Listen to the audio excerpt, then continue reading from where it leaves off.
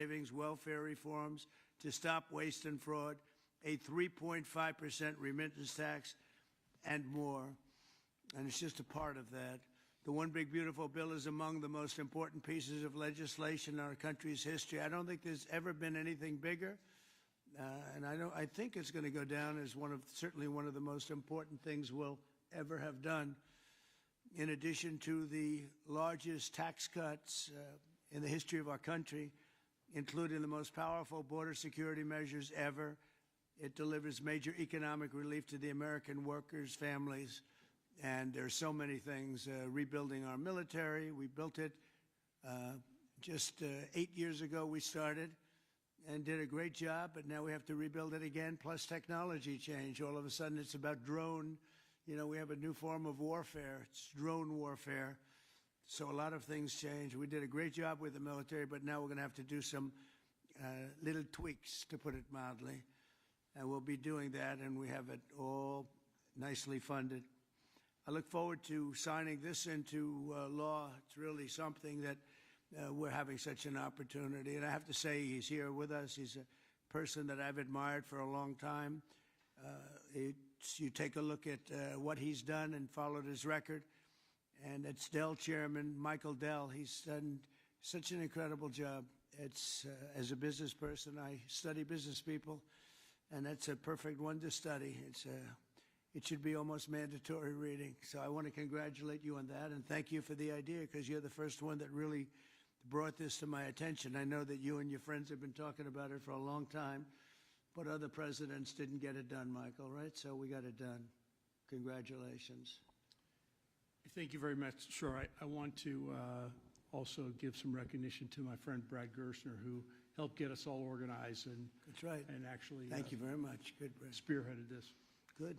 And also we have with us a very powerful man in the world of business, CEO David Solomon of Goldman Sachs. David, thank you very much. Thank you for having me here. Friend. Thank you. Thank you very much. Uber CEO Dara Khosrowshahi. Where is Khosrowshahi? Right here. Where? Thank you very much. That's a hell of a name, but you've done a hell of a job. So that's appropriate.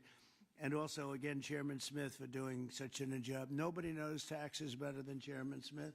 When we have a problem, Mike, we go to see Chairman Smith, right? So I want to thank you very much, Dara and Chairman Smith. I appreciate it.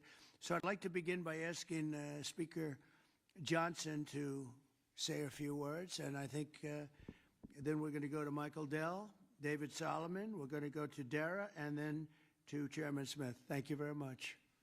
Mr. President, thank you so much for your bold, visionary leadership. It is the key to all of this great success that we are achieving. And the One Big Beautiful Bill, it is not an overstatement to say it will be one of the most consequential pieces of legislation in the history of Congress. There's a lot in here. And by extension, or I would say it is an extension of the figure who I believe will be the most consequential president of the modern era, if not all American history, and that's the gentleman sitting to my left. So I want to thank you for that. Thank you very much. That's a beautiful statement. Huh? Well, I like him too. Thank you. It's a statement of objective fact, and every working American understands, I think, the principle behind this concept that we're discussing today. If you have a 401k, you understand the power of investing early for the future. Trump accounts take that same principle, and they apply it from the very beginning of Americans' lives. It's a pretty simple concept. The families that opt in will receive a one-time payment of $1,000 to a Trump account that parents can contribute to. It's a bold, transformative policy that gives every eligible American child a financial head start from day one. Republicans are proud to be the party that we always have been, that supports life and families and prosperity and opportunity. And Trump accounts are all about setting up the next generation for success. For future Americans, this early investment could really be the game changer. It could be a difference. It could pave the way for paying their way through college or buying their first home or starting a business, even when they're young. So even $1,000 at birth will put these Americans in a better position than over half of American adults who sadly have no retirement savings at all. So this would be a remedy to that great problem. And it will encourage the free market. It will encourage investment and understanding of capitalism. all these things that we want to foster among the American people so that the economy and individual lives can flourish. Of course, none of this happens unless we pass our one big beautiful bill through Congress. And we have at stake the largest tax increase in American history if we fail to deliver. And we will not have this rocket fuel to the U.S. economy, and that's why this is so very important.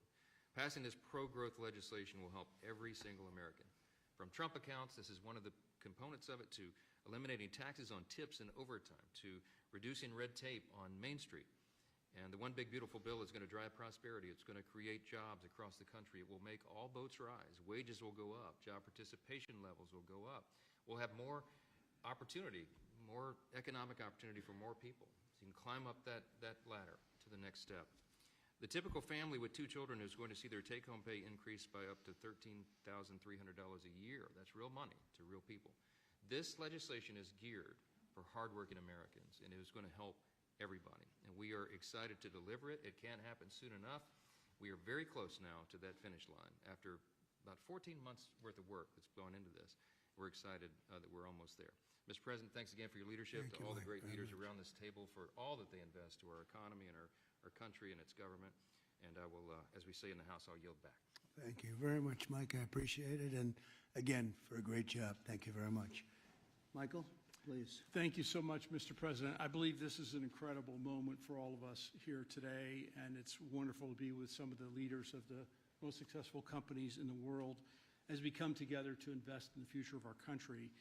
We see the Invest America Act and the establishment of these Trump accounts as a simple yet powerful way to transform lives. Decades of research have shown that giving children a financial head start profoundly impacts their long-term success. With these accounts, children will be much more likely to graduate from college, to start a business, to buy a home, and achieve lifelong financial stability. Dell Technologies is proud to be one of the very first companies to support the Invest America Act, a bill that provides every child with a $1,000 seed investment account at birth. This is a straightforward step with enduring benefits. Following your inspiring lead, Mr. President, Dell Technologies will match the government's contributions, dollar for every child born to a Dell team member. This isn't just a new benefit. This is an investment in our people, their families, our communities, and America's future. And it embodies our core belief that opportunity should begin at birth. My wife, Susan, and I, also through our family foundation, have been closely studying the Invest America Act. And assuming that it becomes law, we expect to make a very significant gift. We view this initiative as a powerful platform for philanthropic innovation aimed at helping children thrive wherever they come from, particularly those families who have been historically left behind. Mr. President, you articulated it perfectly. These Invest America accounts will give every new American child a genuine opportunity to participate in history's greatest engine of economic growth, the American economy. The funds in these accounts invested in American enterprise and innovation will grow over time into substantial nest eggs, providing support for education, home ownership, and starting families. The ability of families, friends, benefactors, and employers to match the government's generosity amplifies the life-changing potential of this initiative. Thank you, Mr. President, for your visionary leadership on this critical issue. These Invest America accounts will profoundly impact countless young Americans, ensuring they truly benefit from what Abraham Lincoln described as the right of every American, the right to rise. Thank you. Thank you very much, Michael. And we really have come a long way since you came to see me about 6 months ago with your beautiful wife. We had a nice talk. I said, that sounds pretty good. Let's think about that. And it's everybody I've spoken to about it, they can't even believe it. And because of great politicians and political leaders like we have, I think this is going to go quickly, very well and very quickly. So I appreciate it. Thank you very much. David Solomon, please. Thank you, Mr. President. I'm thrilled to be here with everyone and excited to participate in this important and timely discussion. I'd also like to acknowledge the efforts of so many in Congress on this very significant issue, and in particular the members here, and particularly the leadership of Senator Cruz and Representative Moore, who have played a big role in helping drive this forward. We also wouldn't be here today without the leadership of Brad Gerstner and Michael Dell in really having the vision, the energy, the passion, the commitment to help move this forward. So thank you both. There are many reasons why the United States has the largest and most dynamic and most innovative economy in the world. But one of the most important is the fact that our system of democratic capitalism incentivizes a culture that does not penalize people for taking risks. In fact, it incentivizes people to have a vision, to go out and attract funding that's necessary to make their vision a reality.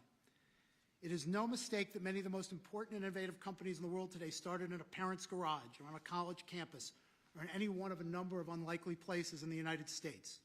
One of my worries is that our current and future generations of young people don't fully appreciate and aren't as educated as well as they can be on markets and capitalism. And while capitalism is not perfect, it helps fuel the American dream. This initiative gets at the core of binding those future generations to the benefits and the potential of America's great companies and markets. Early childhood investments have far-reaching benefits, and Goldman Sachs is proud to support this initiative. This is an exciting opportunity for public-private partnership and for both communities and companies to invest in young people, the future of America. Once we see the Invest in America Act signed into law, Goldman Sachs would be excited to further support this Invest in America initiative. We believe passionately in our capital markets. They're an enormous competitive strength for the United States, and we know that our economy's future vitality is dependent on young people understanding the power of investing for the long term and sharing in the benefits of ideas that bring value to the lives of people around the world. Thank you, Mr. President, for helping drive this forward, and I look forward to continued partnership on this effort. Thank you very much, David. Dara, please. Thank you. Good afternoon, everyone. Thank you, Mr. President, for hosting us here today. It's an incredible honor to be here in a place that symbolizes the very opportunity that has defined my life. Thank you, Brad. Thank you, Michael, for your vision. We all strive to build something that lasts, and the Invest in America Act is a legacy that is going to last for generations. President Trump, thank you for your leadership. Your support is going to turn this powerful idea into powerful reality for millions of young Americans. And I was 9 years old when I came to this country. My family arrived in America having fled the Iranian Revolution. We had lost everything that we had built. But we gained something far more valuable here. We gained a chance to rebuild again. We had a close-knit family. We had access to world-class education. And we had the one thing that fuels every American dream, and that's hope. So what if we could bottle up that hope? What if we could give that same power of hope, real, tangible hope that comes from having a stake in your own future and a stake in the best companies in the world to every single child that's born in this country? That's the promise of the Invest America Act. It's not just an account, it's a launch pad. It puts the unstoppable engine of compounding to work for our kids, building a future for them from day one. This mission is personal to me, and it's core to us at Uber. Every day we see people using our platform to create opportunities for themselves, to save for a home, to pay for tuition, to build their own American dream one trip at a time. And that's why Uber is so proud to support this bill, which also includes benefits for millions of Uber drivers and couriers in the form of no tax on tips. Mr. President, our earners are grateful for your support. Thank you very much. Right? What a great job. You know, when you think we're doing a lot of work on Iran right now, and Yes. I see that what you just said, you came here and they took Absolutely. it all away from you, and you started, and you've become one of the biggest anywhere in the world. What a great story that is. Thank you very much, Mr. President. Congratulations. And we wish you Amazing. all the success there. Thank you very much. We'll need it. We're going to need it for that. That's it. They're tough negotiators. They're great negotiators. Yes. Among the best. Look at Yes. you. Thank you very much. Thank you. Appreciate it, Dara. Jason, please. Thank you, Mr. President. I want to first start off by thanking you for your leadership, your vision, your commitment to workers and families throughout this country. The One Big Beautiful Bill would not have been possible without you. And it delivers the largest tax cut in U.S. history. the largest mandatory spending cuts in U.S. history, the most significant welfare reforms in U.S. history, and the largest one-time investment in border security. So it's things to be extremely proud about. Representing Southeast Missouri, I'm extremely proud about how you're delivering for working families. No tax on tips. A waitress like the waitress in Nevada that talked to you about no tax on tips, and the other 4 million tipped employees in the country, they will see an extra $1,700 in their paycheck because of the no tax on tips. That's significant for someone who's just trying to put food on their table and clothes on their backs. The linemen working overtime to restore power will get an additional $1,750 into their paycheck. Seniors will get $72 billion in tax cuts. The Trump investment accounts will be a game changer for new parents, even before their newborn baby can walk or talk. Their child will have money saved to one day learn a trade, start a business, or to buy a home. Every child born under this policy will have a better shot at a future. It does not matter if they live on a city block or on a county road. This will make a significant difference to their lives, and it's because of your leadership, Mr. President, and we say thank you. Well, thank you very much, Jason, and hopefully we're going to get that through, and we have a certain date picked out, an ideal date. If it takes a little longer, that's okay, but ideally we're going to get by a certain date. And again, I think it's one of the most important pieces of legislation we've ever had before us and that the country's ever had. I'd like to ask, if I might, Brad Gerstner, one of the most successful people in our country. I'm a friend of Michael very much, and Michael has great respect. And if you don't mind, Brad, I'd like to say a few words, please. Thank you. Well, first, it's a great honor and privilege to be here. We wouldn't be here without your leadership. And for me personally, to be here with my son, Lincoln Gerstner, happens to be named after the gentleman over your right shoulder. Where's Lincoln? Well, he's good looking. He's much better looking than you. What happened? Hey, we all want our kids to be better than ourselves. But it was around our small kitchen table that this idea was really born. I started off like Jason Smith in a small rural town in Indiana. My dad had lost everything in 1978 trying to start an auto parts company, and the Japanese were tearing apart our auto industry. We had double-digit interest rates and inflation. Our family mortgaged the house to keep the company going and ultimately lost everything. So I know a little something about starting with nothing. And I know what it felt like that first time you had a little skin in the game, where you thought you had a shot. You went from nothing to something. And like Dara said, that is the great story of America. The promise that there's mobility, the promise we can move up that ladder. But today, we've moved to a society of dependency, right? I saw somebody answer the White House's tweet on this today by saying the answer to socialism is more capitalism. This is more capitalism.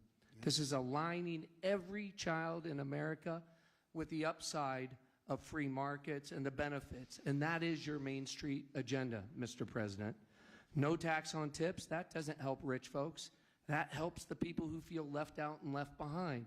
No tax on overtime, no tax or deduction on Social Security, and the Trump accounts, right, that everybody in this room are here and we've been working so hard on, but would never come to fruition without your leadership.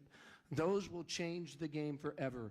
It makes America an ownership society again, because all of those kids will see the benefit of compounding. If you start with $1,000 and $750 is added a year by parents, grandparents, by churches, by the companies in this room who will all contribute to the accounts of the kids of their employees, by the great philanthropists in America. I think $750 is a low estimate per year. I think so. But if you do that By age 18, Mr. President, these are worth $50,000. By age 30, they're worth $175,000. And if you do it every year of your life, at age 50, they're worth $1 million. You are giving the shot for every American to feel like they're in the game again, part of America with that economic mobility, that dream that led Michael Dell to start Dell Computer in his dorm room, Dara to feel like he had a shot after coming here from Iran, and a couple poor kids from Missouri and Indiana to make it to where we are today. So thank you for your leadership. This would not happen without the reconciliation bill and the work of the many in this room, but spearheaded by the Speaker and Jason Smith, the big, beautiful bill. This is the vehicle to get the Invest America Act passed. So thank you, sir. Well, thank you very much, Brett. Great job. And nobody knew I was going to call you. He might have done the best job of the group. Got to think about that, Mike. Good recommendation, Michael. Does anybody have any questions? I think it's something that's really got to be talked about because it's somewhat of a miracle that we're close to pulling it off. Please.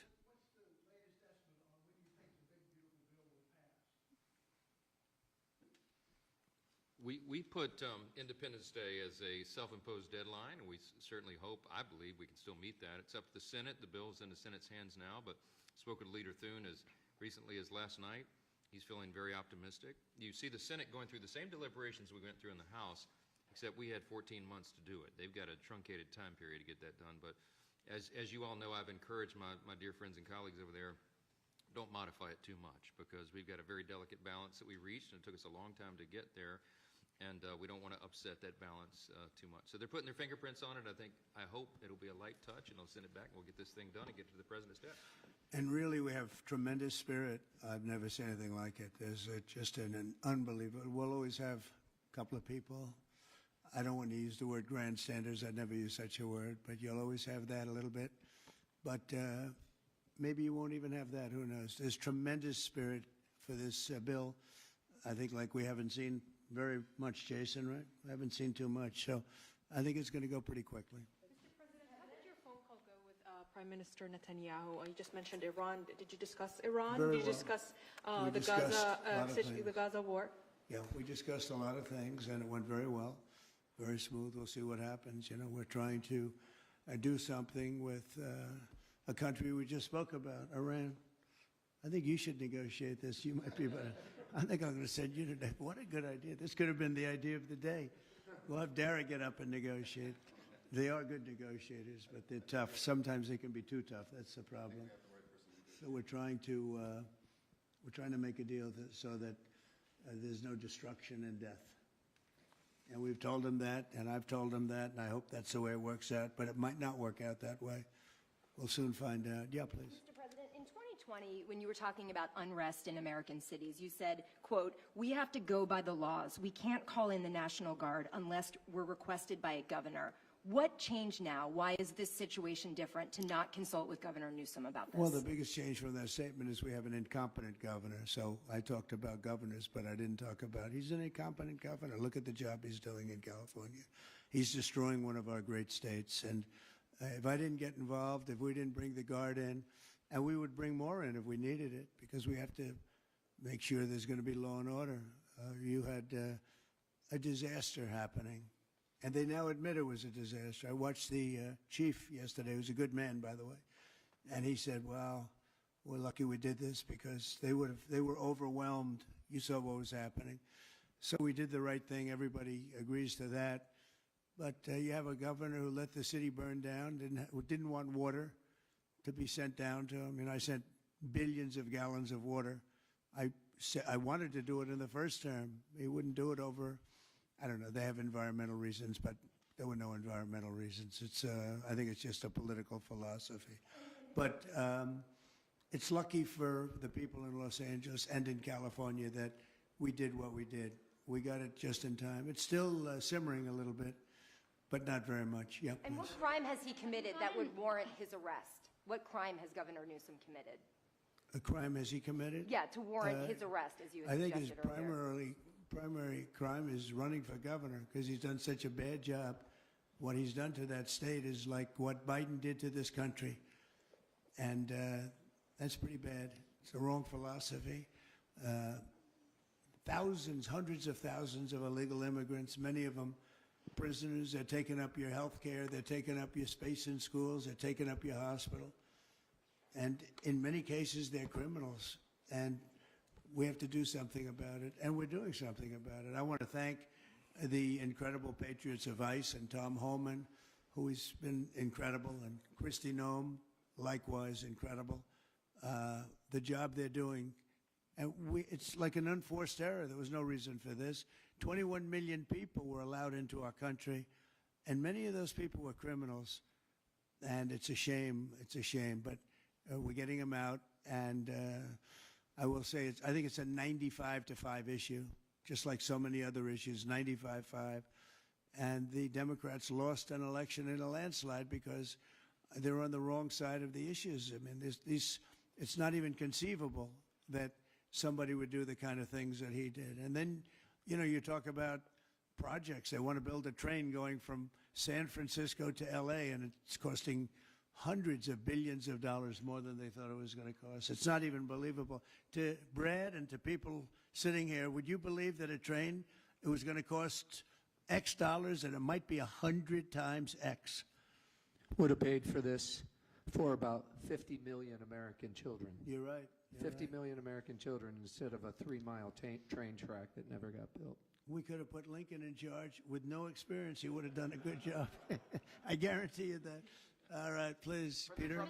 President, have you gotten an Yeah, update from Peter, your Peter. negotiating? Thank you, President Trump. So it seems like Gavin Newsom likes the attention that he's getting right now from I do. you. Yeah, I think It he seems does. like he does.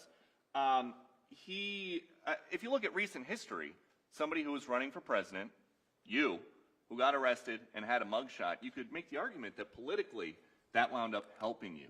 Are you worried at all at this moment that talking about him getting arrested could be helpful to his political prospects? Because a lot of people think he wants to be sitting right where you are. Well, in my case, it was a witch hunt, and everybody knew it. And I was able to explain that during the process. Otherwise, I wouldn't be sitting here right now. And it was a total witch hunt. It's proven to be a witch hunt, and you see what's happened.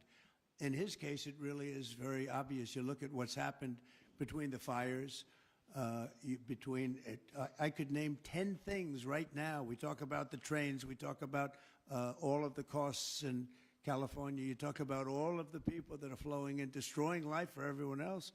So, no, I don't think it's going to help him. I think it's actually very bad for him. And right around the time that we were walking in here, the governor and the state attorney general said that they're going to sue you for sending the National Guard in. They're saying there's no invasion, there's no rebellion. The president is trying to manufacture chaos and crisis on the ground for his own political ends. Federalizing the California National Guard is an abuse of the president's authority under law. Well, you know, it's interesting. You watched the same clips as I did. Cars burning all over the place, people rioting. And by the way, we stopped it. We were able to make it much better, but it still looked pretty bad. And in watching clips last night, people were saying this is really a big problem. And until we went in, if we didn't do the job, that place would be burning down just like the houses burned down. They were in big trouble last night, Peter. You know it. And the night before, and the night before that. And I feel we had no choice. I don't want to see happen what happened so many times in this country. I watched Minneapolis burn. Look at what happened in so many different parts of California. You take a look at what happened in San Diego.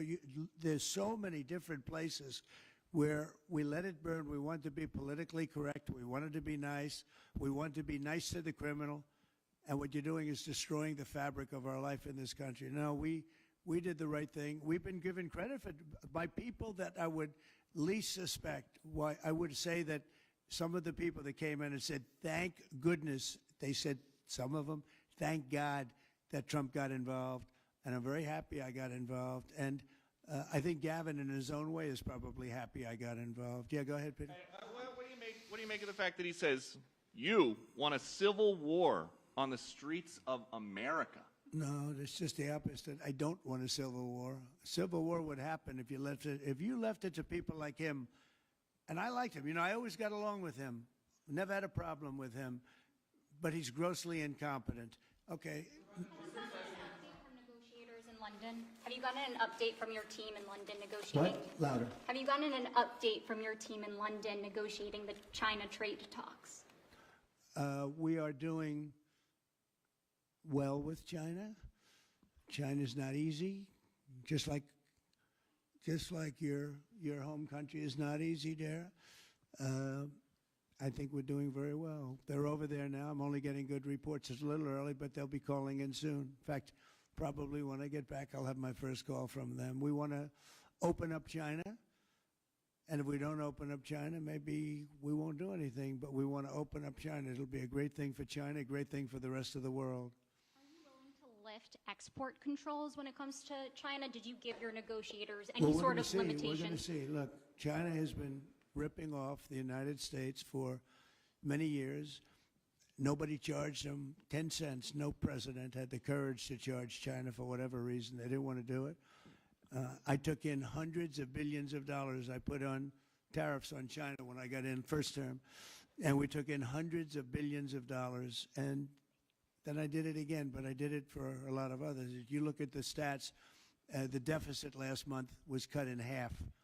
Everybody was shocked.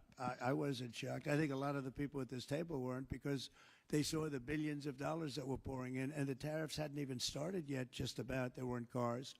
They were in some countries at a very minor level. And we cut the deficit in half, and it was a big story a couple of days ago. They said, I don't believe, one of the announcers on a business network went wild, said, I can't believe these numbers. Those numbers are good. The numbers are going to be very good. I think we're going to have a great 4 years. You know, we had the greatest economy in history during my 4 years. I think this one's going to blow it away. Yeah. Mr. President, Go ahead, please. do you have a message for Greta Thunberg, and did she come up on your call with the Prime Minister today? Well, she's a strange person. She's a young, angry person. I don't know if it's real anger. It's hard to believe, actually, but I saw what happened. She's certainly different. Anger management. I think she has to go to an anger management class. Do you That's think my she was, primary recommendation for was her. she kidnapped by Israel, as she says? Was she kidnapped? I find it. I think Israel has enough problems without kidnapping Greta Thunberg. And secondly, are you going to Is get... that what she said? She was kidnapped She by did Israel? say that, yes, sir. Are you going to get rid of the Tesla and the Starlink service that you have here at the White House? No, I haven't heard that. I mean, I may move the Tesla around a little bit, but I don't think we'll be doing that with Starlink. It's a good service. Where are you going to move it to?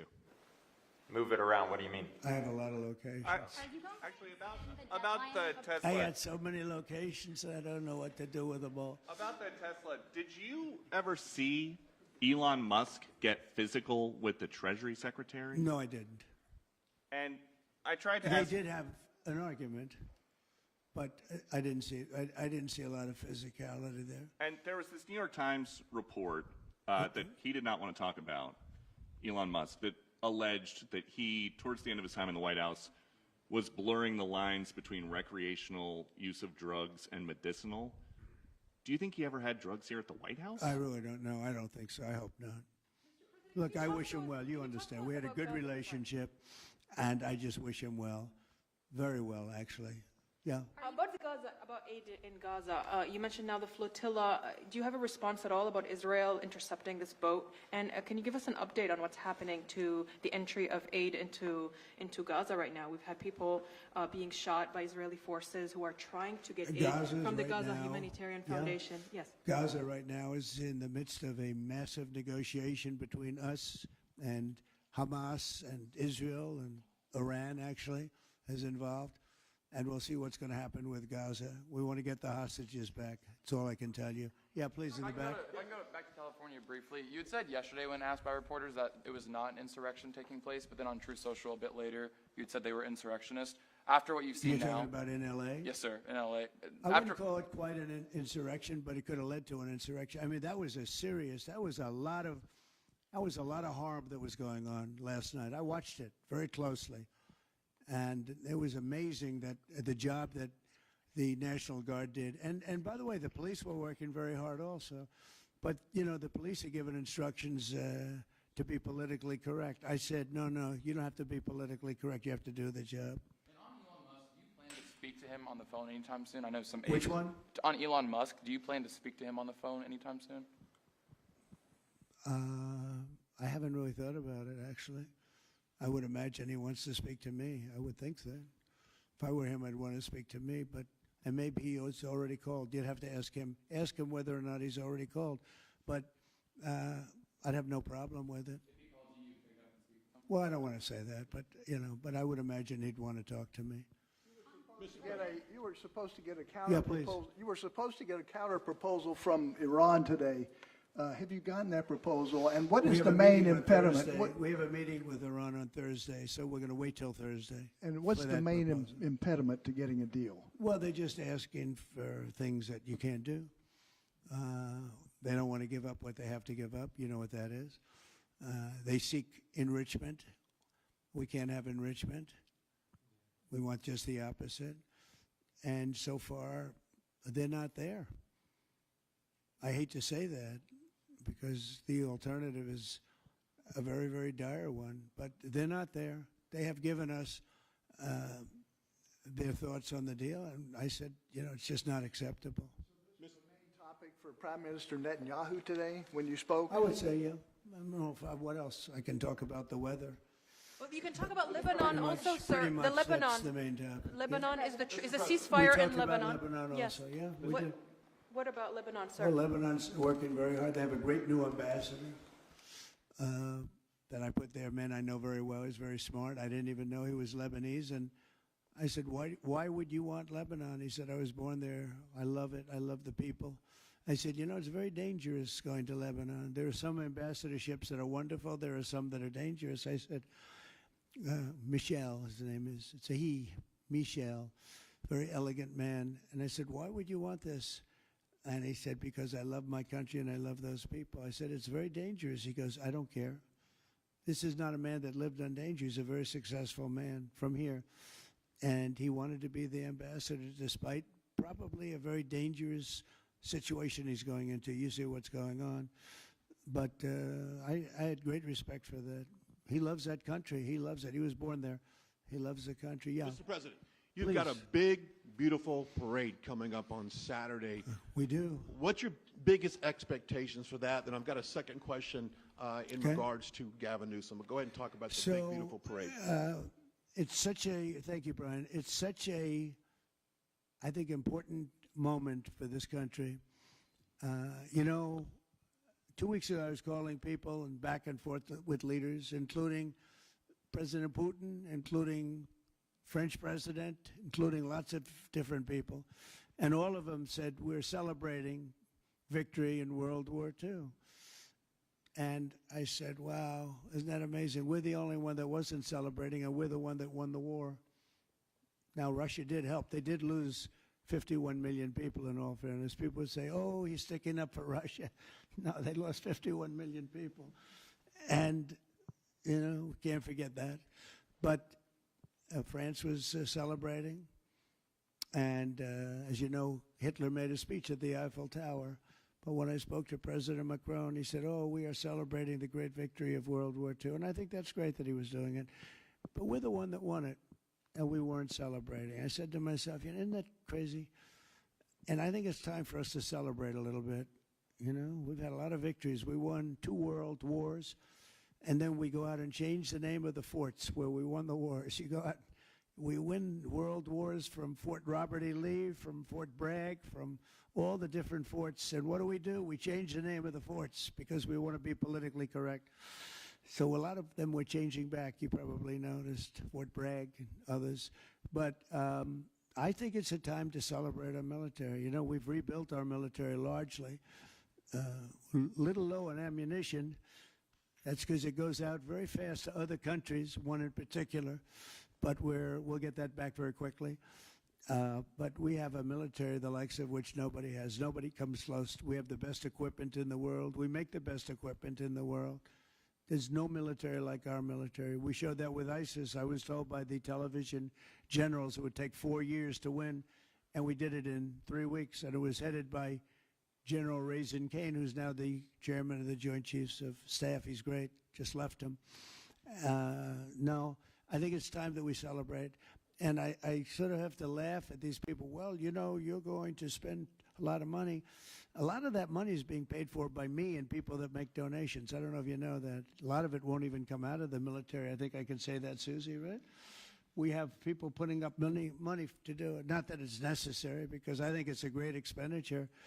We have mini tanks. We have all sorts of new ones and very old ones, old from World War I and World War II. It's really a celebration of the Army. So the Army is a year older than the country. So next year we celebrate 250 years, but we're celebrating the Army on Flag Day. And it's not my birthday. It is my birthday, but I'm not celebrating my birthday. I'm celebrating Flag Day. It happens to be the same day, so I take a little heat. But Flag Day is the appropriate date. And we're celebrating 250 years of the Army, a great service. And remember, you know, think of it. We won so much. We won World War I, World War II, so much else. And then we became politically correct. But I can only tell you that I was told that ISIS would take anywhere from 4 to 5 years, and we did it in 3 weeks. You were there, you watched, right? We have the greatest military in the world. Nobody can beat us. As long as we have our right leadership, nobody can beat us. If we have stupid people running it, like you had in Afghanistan, when you look at that, first of all, Afghanistan should have been an easy victory as a war, but we were so sad the way we fought it, so ridiculous. We fight not to win. But we didn't used to be that way. And we're celebrating, because I think the day in Afghanistan was the saddest period of time in the history of our country. That was a Biden mess with bad generals like Milley and others. They were bad. They were incompetent generals. I know all the good ones and the bad ones. We got rid of most of the bad ones. But it was time to celebrate, and that's what we're doing. So it's on June 14th, and it's going to be a parade the likes of which I don't know if we've ever had a parade like that. It's going to be incredible. We have even though it's the Army, we have a lot of those Army airplanes flying over the top, and we have tanks all over the place, and we have thousands and thousands of soldiers going to bravely march down the streets. It's going to be a beautiful day, I think, and we're going to celebrate our country. You spoke of leadership, and real quickly, speaking of Gavin Newsom, is he the right leader for California, considering how massive their economy is and all these U.S. investments coming in?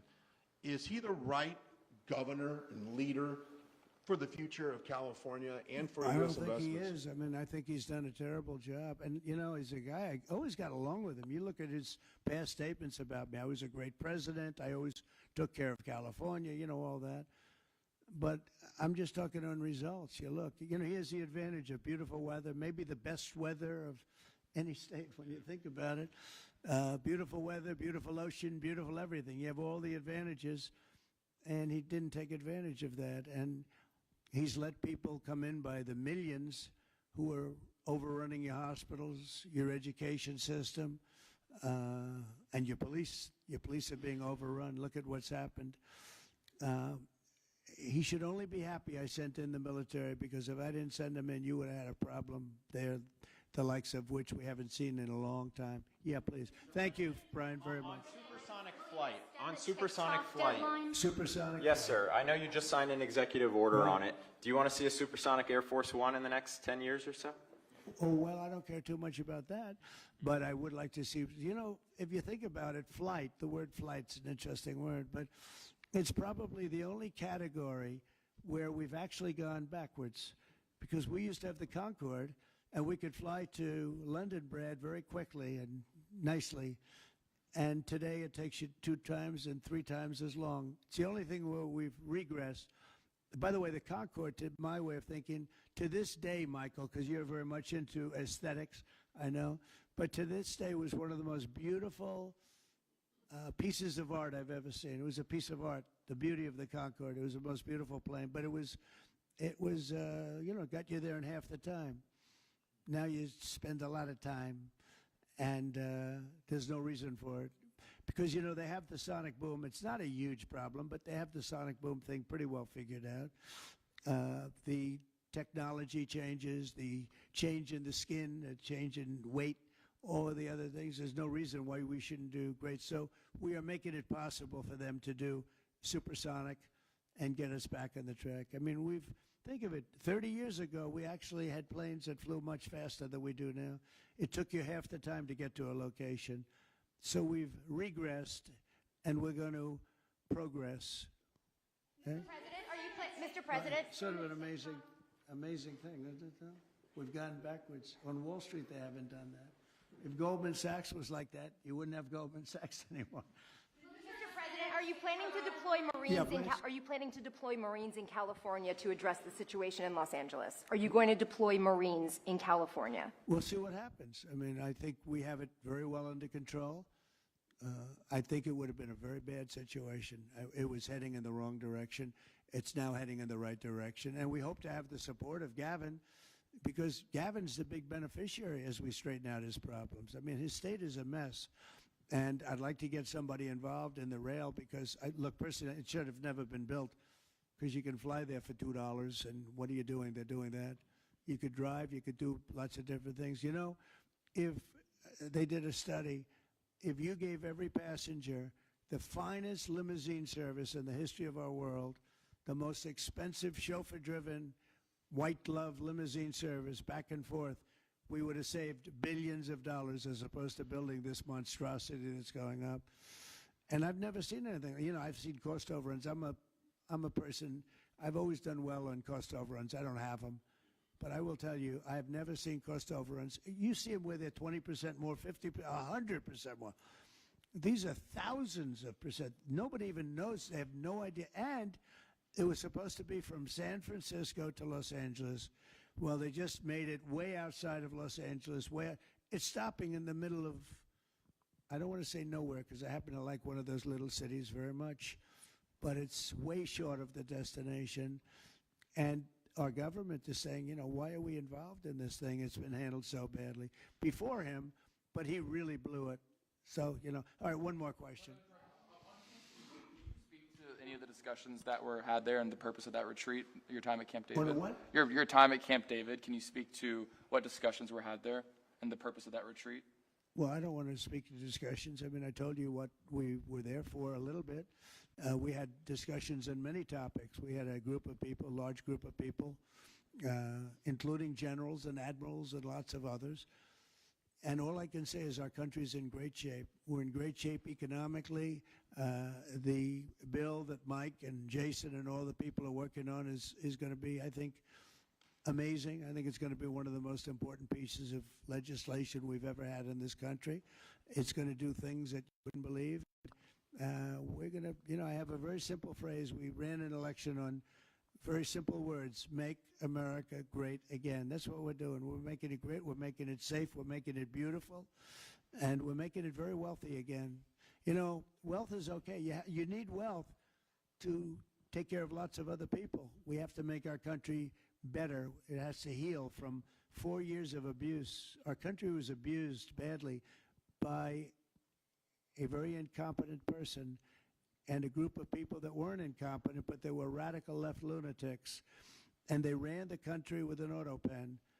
And I hope that law enforcement's looking at that very seriously. That's like a takeover of our country in a certain way, because this guy had no idea what he was doing. You saw that during the debate. You saw that in other cases. I mean, he had no idea. I saw it years ago. By the way, 40 years ago, he had no. He was bad 40 years ago. We're not just talking about.